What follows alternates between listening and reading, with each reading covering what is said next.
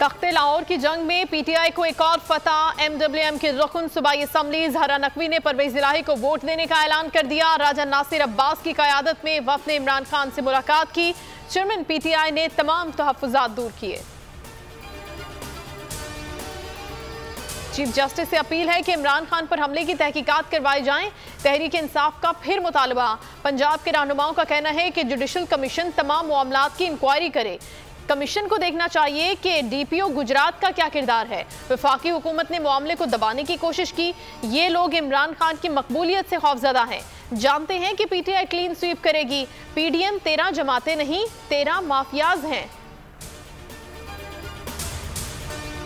शहबाज शरीफ का फिर महंगाई का एतराफ। कहा गैस का पहले जैसा बहरान नहीं, अरबों की गंदुम इंपोर्ट कर रहे हैं। वजीर आजम इमरान खान पर तनकीद करना ना भूले।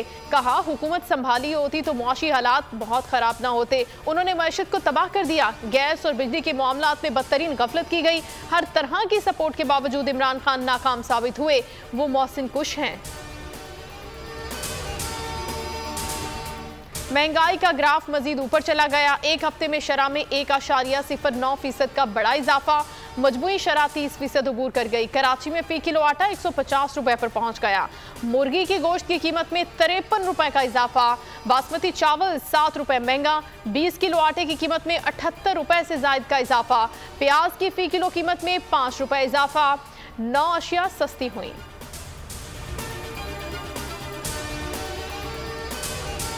हैदराबाद में महंगाई के खिलाफ पीटीआई की रैली। इमरान इस्माइल ने कहा कि वफाकी हुकूमत महंगाई के खिलाफ आवाज उठाने वालों को जेल में डालना चाहती है। हलीम आदिल शेख ने कहा कि इस वक्त आटा 150 रुपए किलो और मुर्गी 600 रुपए किलो है। ये लोग महंगाई मार्च करते थे, अब डूब कर नहीं मरते।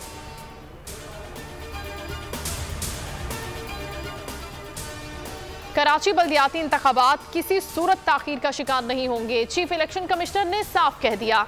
हल्का बंदियों से मुतालिक एमक्यूएम की दरखास्त पर फैसला महफूज। दौरान समात एमक्यूएम के वकील की सरजनिश। कहा पहले भी हल्का बंदी पर एमक्यूएम अदालतों में जाती रही। तमाम इशूज एक साथ ही क्यों नहीं सामने लाते। इधर उधर की बातें न करें। गवर्नर सिंध कामरान टेसोरी से आफाक अहमद की मुलाकात।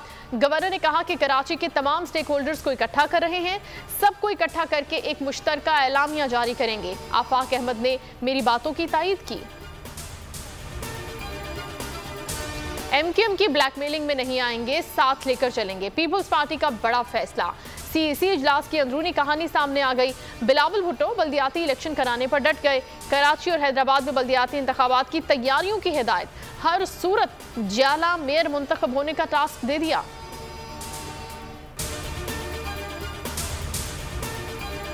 भारतीय लॉबी ने एशियन क्रिकेट काउंसिल को भी यरगमाल बना लिया। पाकिस्तान में शेड्यूल एशिया कप का शेड्यूल बगैर बताए जारी किया।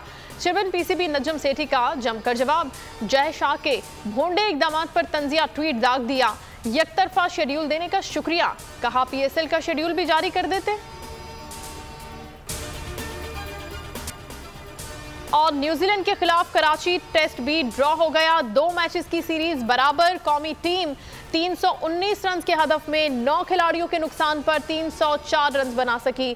सरफराज अहमद ने पहली इनिंग में 78 और दूसरी में 118 रन स्कोर किए। हेडलाइंस आपने जानी। न्यूज स्टूडियो से फिल वक्त इतना ही। किसी भी खबर के लिए आप विजिट कीजिए bolnews.com। अब आप देख सकेंगे प्रोग्राम। अब पता चला, देखते रहिए बोल न्यूज।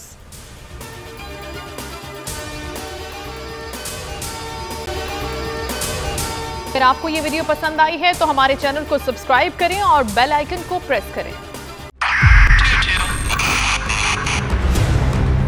2022 बहुत सारे तोहफे भी देके गया पाकिस्तान की आवाम को। पाकिस्तान की आवाम को एक तोहफा ये दिया कि आवाम को पता चल गया कि पाकिस्तान का मीडिया क्या है। हक और सच का सफर साल 2022 में बोल रहा नंबर 1। हमने बहुत सारे शोज और ट्रांसमिशंस की। पूरा साल मुसलसल जदोजहद में निकल गया कि ये वोट ऑफ कॉन्फिडेंस के पीछे कौन लोग थे। तोड़े रेटिंग के सभी रिकॉर्ड। सोशल मीडिया पर भी सबसे ज्यादा तेजी से 2.4 बिलियन व्यूज का संगे मील अबूर किया। एंकर्स को भी आवाम में सबसे ज्यादा मकबूलियत मिली और सोशल मीडिया पर भी बोल रहा सब पर भारी। सब्सक्राइब करें और बेल दबाएं ताकि कोई खबर रह न जाए।